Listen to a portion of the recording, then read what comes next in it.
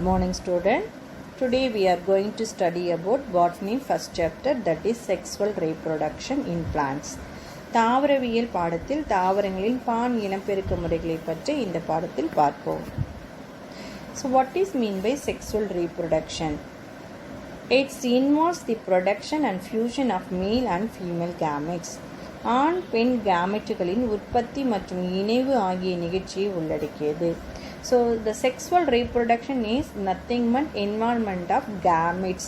So gametes என்னும்போது ரெண்டு gamete, male gamete and female gamete. So male and female gamete, they are fused together and form the zygote. This process is known as sexual reproduction. Before we going to study about the sexual reproduction of plants, we should know about the parts of the flowers. So மலர்களுடைய பகுதிகளை பற்றி நாம் பார்ப்போம். So மலர் அப்படின்னும் பொழுது மலரினுடைய பொது பண்புகள் என்ன? The general value of the or common value of the flowers அப்படின்னு பார்த்தீங்கன்னா, it is the one of the inspirational tool for the poets அப்படின்றாங்க. ஸோ கவிஞர்களுக்கு கற்பனை திறனையோ அல்லது கவிதை உணர்வை கூட்டக்கூடிய ஒரு கருவியாக எது இருக்குது? மலர்கள் இருக்குது. ஸோ அதனால் தமிழ் அறிஞர்கள் அல்லது தமிழ் கவிஞர்கள் வந்துட்டு மலரை பெண்களோடலாம் என்ன பண்ணியிருக்காங்க, ஒப்பிட்டு கவிதை எழுதுவாங்க. செகண்ட் ஒன் பார்த்தீங்கன்னா, it is a decorative material for the celebration. So ஒரு கொண்டாட்ட நிகழ்ச்சிகளில் அந்த கொண்டாட்ட நிகழ்ச்சியை வெளிப்படுத்தக்கூடிய விஷயமாக எது இருக்குது? மலர்கள் இருக்குது. ஃபார் எக்ஸாம்பிள் வர்ஷிப், நம்ம தெய்வ வழிபாடுகளுக்கு எதை கொண்டுட்டு போகிறோம்? மலர்களை கொண்டு தான் இறைவனை என்ன பண்ணுறோம், நம்ம வணங்குறோம். அடுத்தது பார்த்தீங்கன்னா ஹானர் பண்ணுறது, பொக்கேஸ் எடுத்துகிட்டு போகிறோம். அடுத்தது பார்த்தீங்கன்னா இந்த மலர்களில் தான் நம்மளோட அன்பை வெளிப்படுத்துவதற்கு எதை கொடுக்குறோம்? மலர்களை கொடுக்குறோம். அடுத்தது பார்த்தீங்கன்னா in Tamil literature the 5 lands are denoted by the different flowers. தமிழ் லிட்ரேச்சர்ஸில் பார்த்திங் பொழுது 5 வகையான நிலங்களை 5 வகை மலர்களோட என்ன பண்ணியிருக்காங்க, ஒப்பிட்டு சொல்லியிருக்காங்க. அடுத்தது பார்த்தீங்கன்னா பர்ஃப்யூமோடைய ப்ரொடக்ஷனோடைய பேஸே இதுதான், ஃப்ளவர்ஸ் தான். ஸோ இப்படிப்பட்ட மலர்கள் சில நாடுகளோட கொடிகளில் சின்னங்களாகவும் என்ன பண்ணுறாங்க, பயன்படுத்துகிறாங்க. ஸோ இது எல்லாமே இதனுடைய காமன் வேல்யூ. யாருடைய காமன் வேல்யூன்னு பார்த்தீங்கன்னா ஃப்ளவர்ஸோடைய common value. So parts of the flower அப்படின்னும் போது ஃபஸ்ட்டு யார் அப்படின்னா பெடிசல். பெடிசல் என்பது மலர்காம்பு. ஸோ அந்த மலர்காம்புக்கு அடுத்தது மலரின் உறுப்புகளையும் மலர்காம்பையும் இணைக்கின்ற அந்த இடத்திற்கு என்ன பேருனா ரிசெப்டிக்கல், பூத்தளம். ஸோ பூத்தளத்தில் இருந்து தான் பூவின் உறுப்புகளானது உருவாக்கப்படுகிறது. ஸோ அது ரிசெப்டிக்கல் ஆர் தலாமஸ்ன்னு சொல்லுவோம். அடுத்தது பார்த்தீங்கன்னா செப்பல்ஸ் அல்லது கேலக்ஸ்ன்னு சொல்லுவோம், புள்ளி இதழ்கள். அடுத்தது பெட்டல்ஸ் ஆர் கொரல்லா, இவங்க தான் அள்ளி இதழ்கள். இதில் தான் ரொம்ப கலர்ஃபுல்லாக இருப்பாங்க, மென்மையாக இருப்பாங்க, நறுமணமாக இருப்பாங்க. நெக்ஸ்ட் தான் sex organs, that is androecium and gynoecium. அது ஸ்டேமன்ஸ் அண்ட் கார்பல்னு சொல்கிறோம்.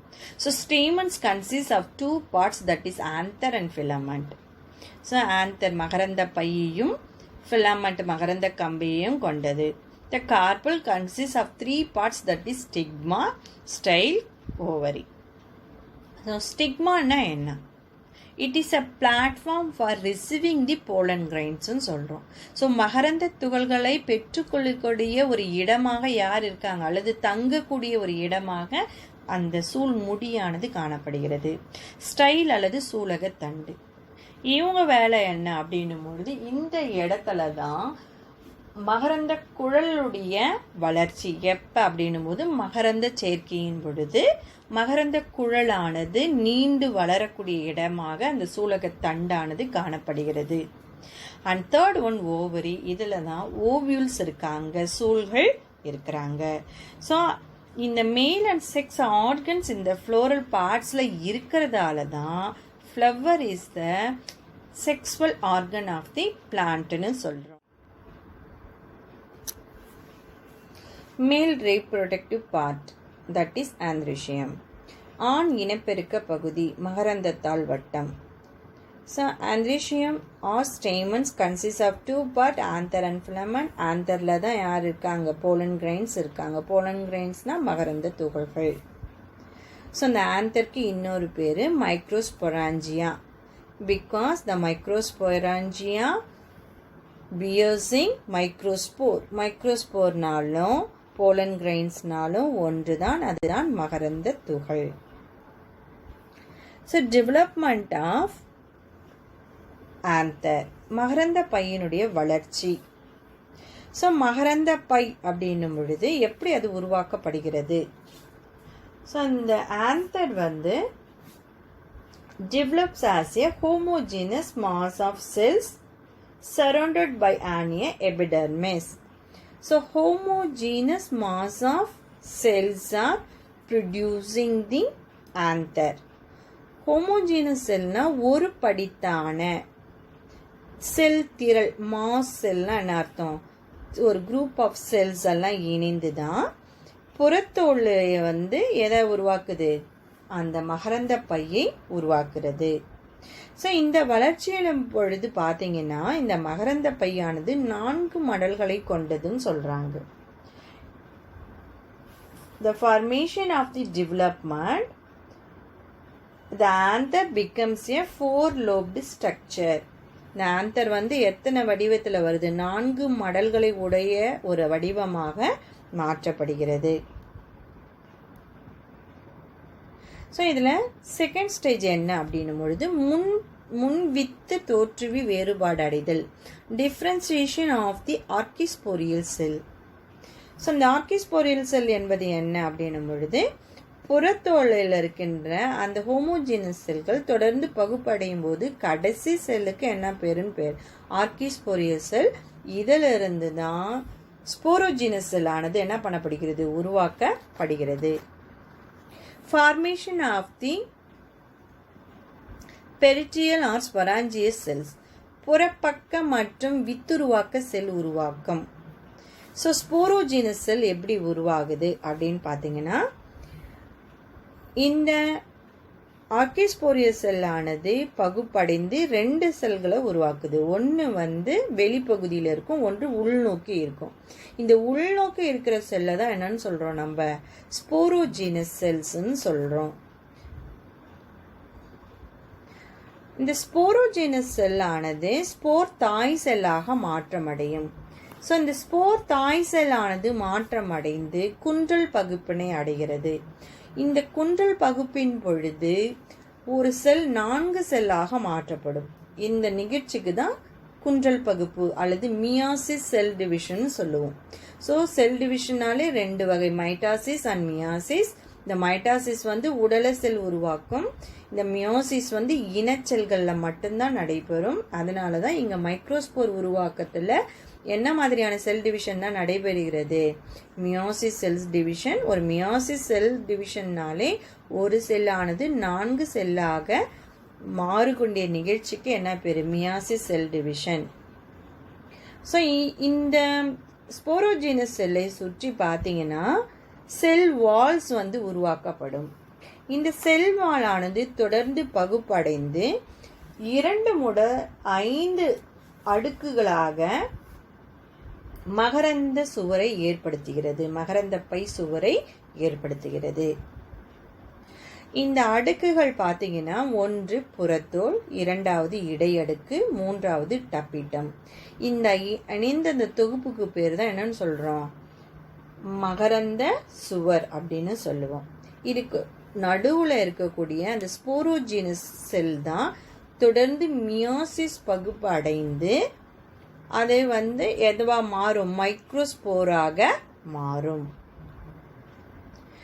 ஸோ இந்த ஸ்போரோஜினஸ் செல்கள் தொடர்ந்து பகுப்படைந்து முதலாவது ட்ரெட்டட் ஸ்டேஜ்னு சொல்லுவோம், 4 அமைவு படிநிலைக்கு வராங்க. ஒரு மகரந்த துகள்களும் 4 இணைந்து குரூப்பா இருப்பாங்க.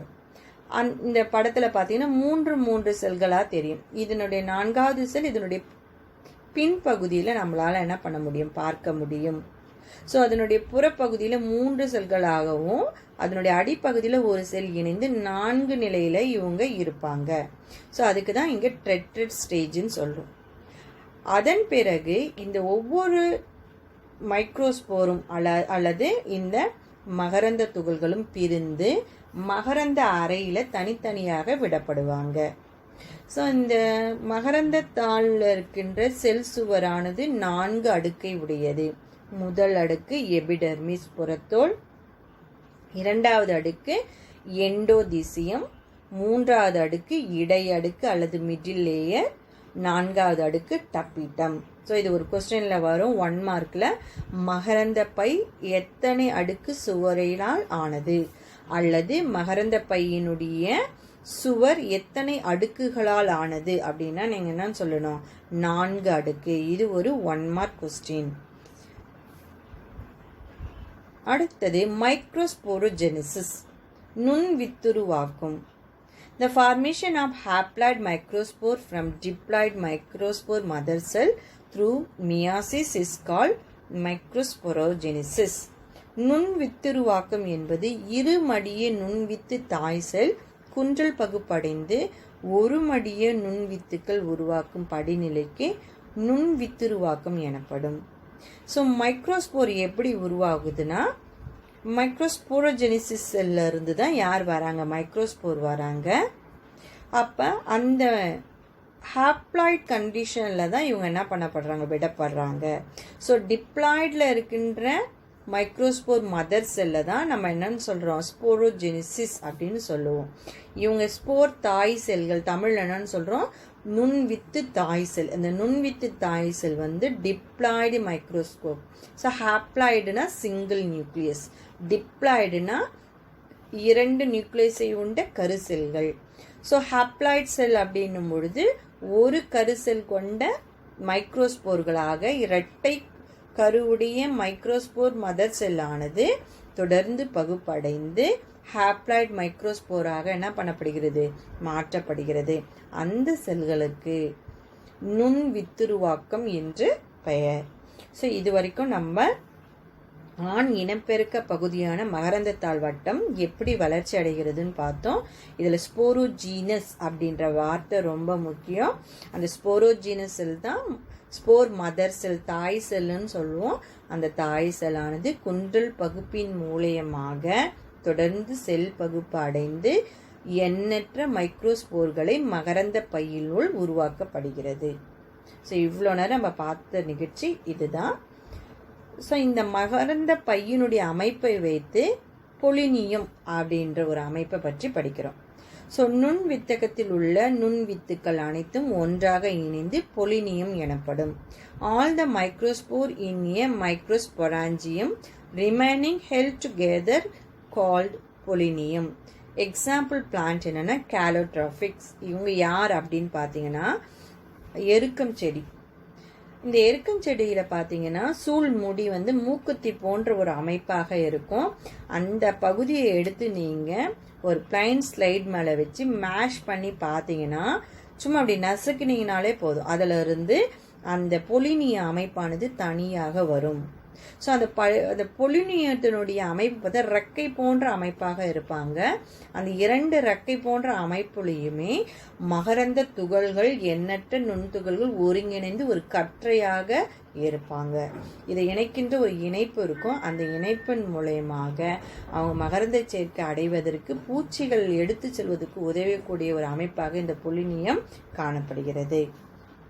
ஸோ இது வரைக்கும் நம்ம பாலின பெருக்கணம் என்ன, மலர்னா என்ன, ஆண் இனப்பெருக்க பகுதினா என்ன, இதெல்லாம் படித்தோம். நெக்ஸ்ட் கிளாஸில் நம்ம இதற்குரிய தொடர்புடைய அடுத்த பகுதிகளை பற்றி படிப்போம். இதற்குரிய வினாக்களை நீங்கள் எனக்கு எழுதி என்னுடைய பர்சனல் வாட்ஸ்அப்புக்கு அனுப்புங்க. தேங்க்யூ.